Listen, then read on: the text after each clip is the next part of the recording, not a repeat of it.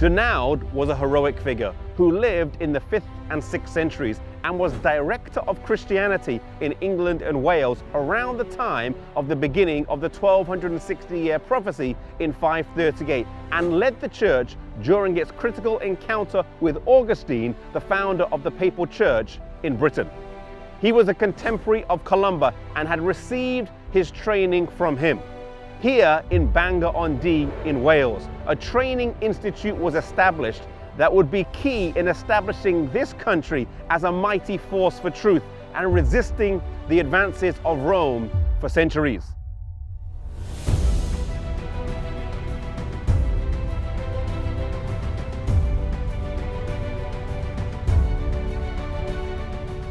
The school here in Bangor was not a small one with just 20 or 30 students, but it would have had hundreds and at times thousands of students. There was one particular story. Soon after, the leaders of the Celtic Church had met with Augustine and rejected his teachings and authority, when 1,200 ministerial students from this school were slaughtered.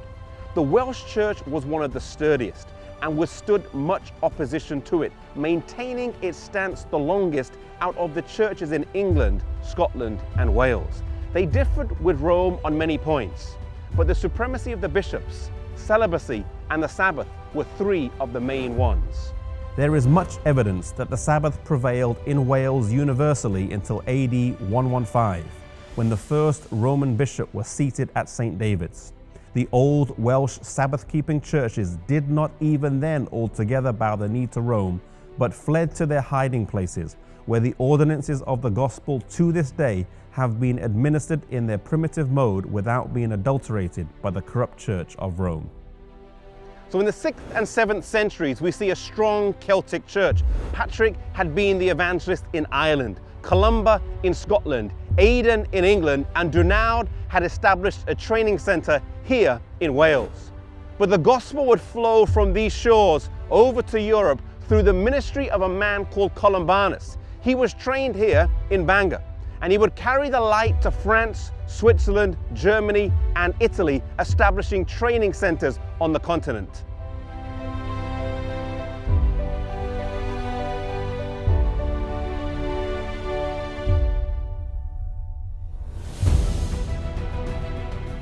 The first place he established a school was in France.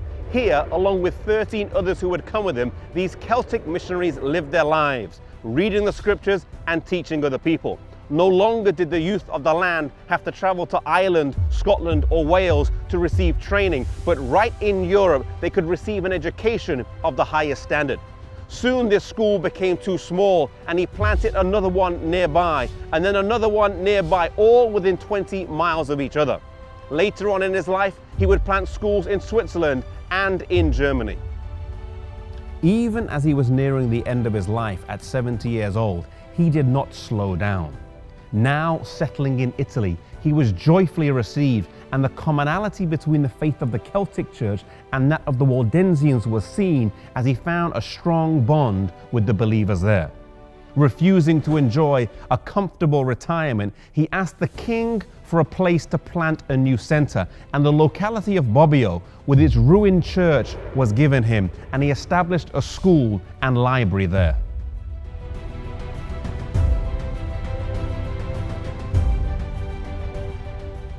He died 1 year after founding the school in Bobbio, Italy, in the year 615 at the age of 72.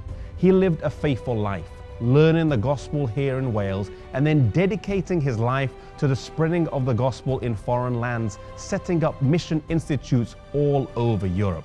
One thing that stands out to us from the life of Columbanus is that he worked for God all the way until the end. He didn't enjoy an easy retirement, but he kept pressing on.